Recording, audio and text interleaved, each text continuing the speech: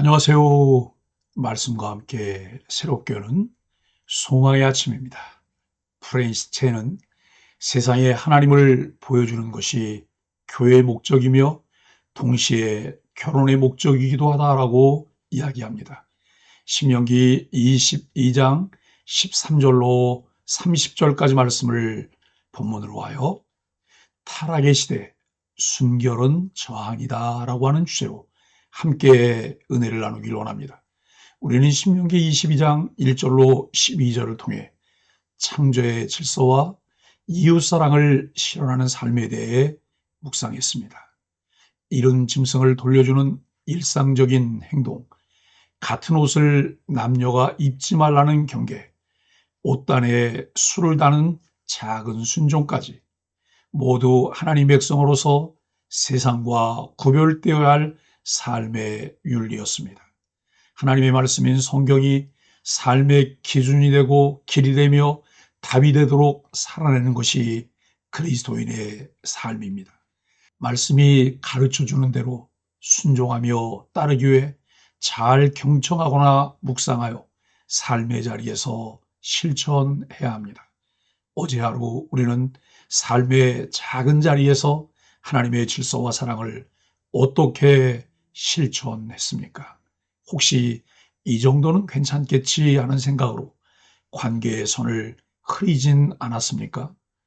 오늘 본문은 바로 그 실천의 다음 걸음입니다.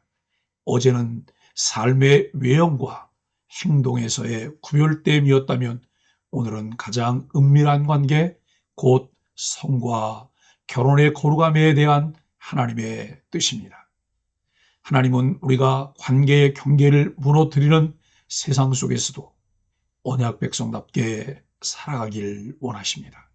신명기 22장 13절로 30절은 당시 가나안 사회에서 만연했던 성적 타락에 대한 강력한 경고이자 이스라엘이 하나님의 거룩한 백성으로서 지켜야 할 언약 윤리를 선포합니다. 가나안 문화와 분리하며 하나님의 백성으로 순결을 지켜내도록 요구하십니다. 주석과 크레이그 키너는 이 규례들은 단순한 윤리적 지침이 아니라 언약 백성이 자신들의 정체성을 보호하고 이방 민족의 문화로부터 분리되어야 한다는 선포다라고 말합니다. 레위기 18장은 가나안 사람들이 행했던 수많은 근친 상간과 간음을 가증한 일이라 부르며 철저히 금하고 있습니다. 오늘 본문은 그 맥락에서 신실하고 순결한 공동체를 세우기 위한 하나님의 방법입니다. 이제 본문을 좀 더 세밀하게 관찰하고 해석하며 바른 이해를 갖도록 하겠습니다. 첫째, 혼전 순결을 지키라고 말씀합니다. 본문은 한 남편이 아내가 처녀가 아니었다며 비방하는 사례로 시작합니다. 만일 이 고발이 거짓이라면 남편은 은 100세겔의 벌금과 태형을 받고 아내를 평생 버릴 수 없습니다. 참고로 히브리어 세겔은 무게라는 뜻이며 주로 은을 무게 단위로 사용했습니다. 고대 이스라엘에서 은 1세겔은 11.4g 정도의 무게였습니다. 100세겔은 2025년 6월 시세로 대략 계산을 하면 은 1g은 1,000원이니까 약 114만 원입니다. 당시 경제 기준으로 본 상대적 가치는 성경시대 노동자 일당은 1데나리온이고 이것은 1세겔에 해당하는 비용입니다. 그러므로 노동자 100일의 임금에 해당하고 오늘날로 환산하면 약 1천만 원의 가치가 있습니다. 그러나 고발이 사실이라면 공동체는 그 여인을 돌로 처형하여 이스라엘 중에서 악을 제거해야 했습니다. 이 조항은 여성에 대한 인권 억압이 아니라 결혼을 거룩한 언약으로 본 하나님의 시선을 드러냅니다.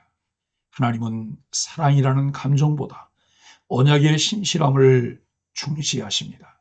나는 결혼과 순결을 단순한 사적인 감정의 영역으로 치부하고 있지는 않은가? 내가 주님의 신부된 자로서 얼마나 거룩한 준비를 하고 있는가? 웨스트민스터 소요리문답 제7시문은 제7계명이 금하는 것은 무엇인가라고 묻습니다. 간음하지 말라는 대답을 재해석하며 모든 부정한 생각, 말, 행동을 금하신다고 말합니다. 둘째, 불법적 성관계를 철저히 금하라고 말씀하십니다. 간음한 남녀는 모두 죽임을 당합니다. 이 법은 유부녀나 약혼한 여인을 상대로 한 간음과 그 여인의 동의 여부를 기준으로 판단합니다. 특히 25절에서 여자가 소리를 지를 수 없는 상황을 고려한 조항은 당시 여성의 인권을 보호하는 진보적인 조항으로 평가됩니다. 이 일은 살인한 것과 같음이라는 표현은 성폭행이 단지 윤리적 문제가 아니라 인격의 파괴라는 것을 말합니다. 성은 사랑이 아닌 책임과 언약 안에서만 누릴 수 있는 하나님의 선물입니다. 나는 현대 왜곡된 성 가치관 속에서 내 몸과 마음을 어떻게 지키고 있는가? 미디어, 관계, 생각의 영역에서 내가 지켜야 할 성결의 경계는 무엇인가? 하이델베르그 요리문답 제108문은 하나님은 제7계명에서 무엇을 요구하십니까? 라고 묻습니다. 간음하지 말라를 재해석하며 우리의 몸과 영혼을 순결하게 보존하고 모든 부정한 행동, 태도, 말과 생각까지도 하나님께서 저주하신다는 사실을 깊이 증명하며 살아야 합니다라고 합니다. 셋째, 관계의 경계를 무너뜨리는 죄, 근친상간의 철저한 금지를 명하십니다. 본문의 마지막은 아버지의 아내와의 관계, 곧 근친상간의 죄를 언급하며 끝냈습니다. 이는 단지 성적 타락을 넘어서 하나님이 세우신 가정 질서에 대한 정면 도전입니다. 하나님은 관계의 경계를 명확히 그어 놓으셨고 언약 백성은 그 선을 지켜야 합니다.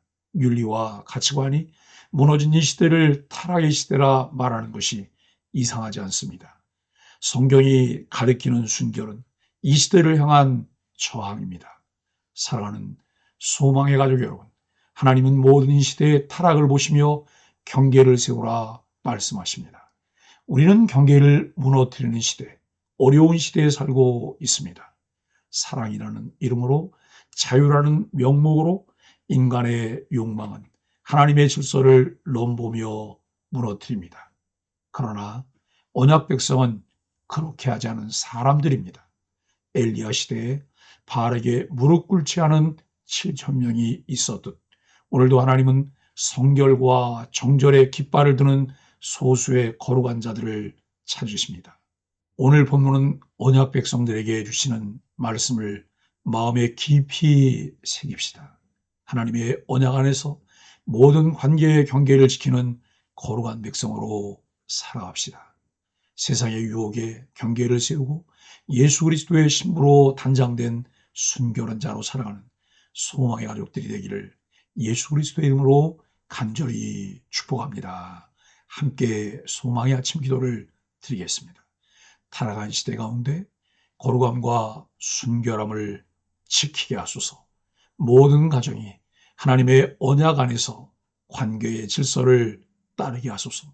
성도들이 세상 속에서 예수님의 신부로 정결함을 준비하게 하여 주옵소서. 예수님의 이름으로 간절히 기도합니다. 아멘.